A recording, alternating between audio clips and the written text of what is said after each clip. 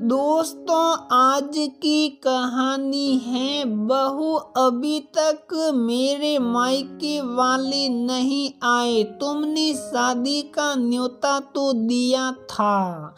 दोस्तों, कहानी शुरू करने से पहले अगर आपने हमारे चैनल को सब्सक्राइब नहीं किया है तो सब्सक्राइब कर लीजिए ताकि आपके पास पहुंचे हर नया वीडियो। बहू मेरे मायके से अभी तक शादी में कोई नहीं आया, उन्हें तो अब तक शादी में आ जाना चाहिए था। कहीं तुम दोनों उन्हें शादी का न्योता देना भूल तो नहीं गए और अब मुझे बता नहीं रही हो। आज उमा की इकलौती बेटी की शादी थी, इसलिए आज उमा बहुत खुश थी। घर में खूब चहल पहल थी। लगभग सभी रिश्तेदार शादी में शामिल होने के लिए आ चुके थे, परंतु अभी तक उमा की सास के मायके से कोई नहीं आया था।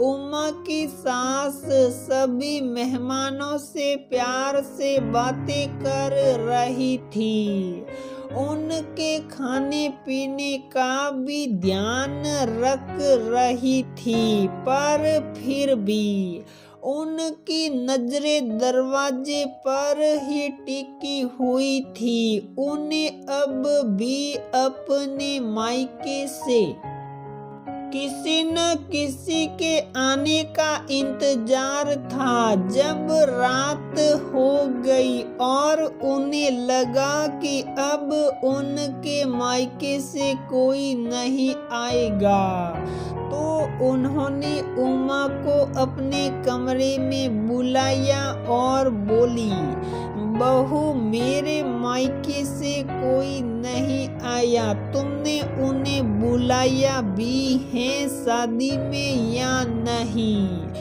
वहाँ सब ठीक तो है ना? उमा बोली, माँ जी वहाँ सब ठीक है, शायद नीरज उन्हें फोन करना ही भूल गए होंगे।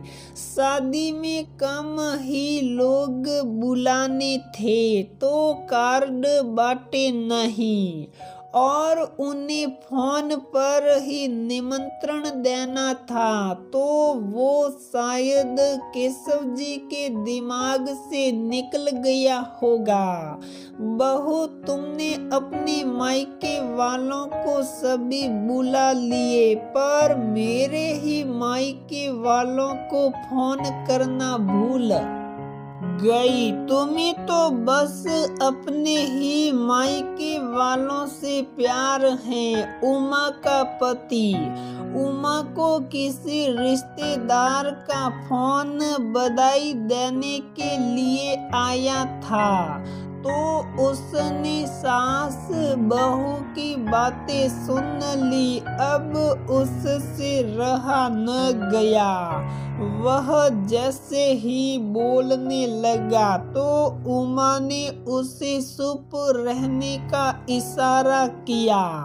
वो चुपचाप फोन देकर वहां से चला गया। रात को जब उमा अपने कमरे में सोने के लिए आई तो उमा का पति बोला, उमा तुम्हारे सामने ही तो मामा जी का फोन आया था, वो नहीं आ रहे क्योंकि नानी जी अस्पताल में भर्ती हैं और डॉक्टर ने भी मना कर दिया है कि ये बात तुमने माँ को बताने क्यों नहीं दी? क्यों तुमने माँ से झूठ बोला कि मैं मामा जी को फोन करना भूल गया हूँ। उमा बोली, अगर मैं माँ जी से सच बोल देती कि उनके मायके से कोई नहीं आएगा क्योंकि नानी जी अस्पताल में भर्ती हैं, तो माँ जी कहाँ शादी में खुश रह पाती। न तो वो अपनी माँ को देखने जा पाती क्योंकि आपके मामा जी का घर यहाँ से बहुत दूर है, और न ही वो शादी में खुश रह पाती। उनको ऐसे दुखी देखकर मेहमान और हम भी दुखी ही रहेगी।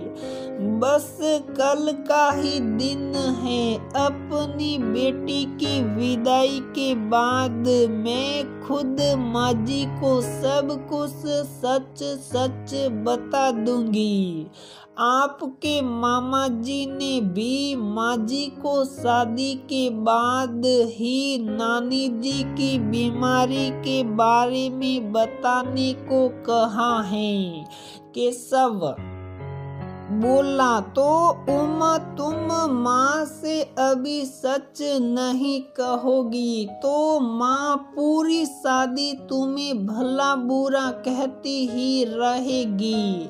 केशव, माँ जी का गुस्सा मैं समझ सकती हूँ। जब अपने घर में प्रोग्राम हो और अपने मायके से कोई न आए तो बुरा लगता ही है, पर उमा माँ तो यही सोचेगी ना कि हमने जानबूझ उनसे झूठ बोला। केशव, शादी के बाद मैं माँ जी को बस सच सच बता दूंगी और उन्हें उनकी माँ से मिलवाने भी ले जाऊंगी।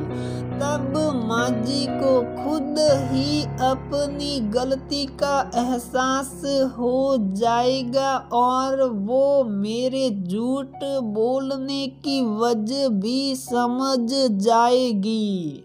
तब मुझे यकीन है माँ जी हमें जरूर माफ कर देगी।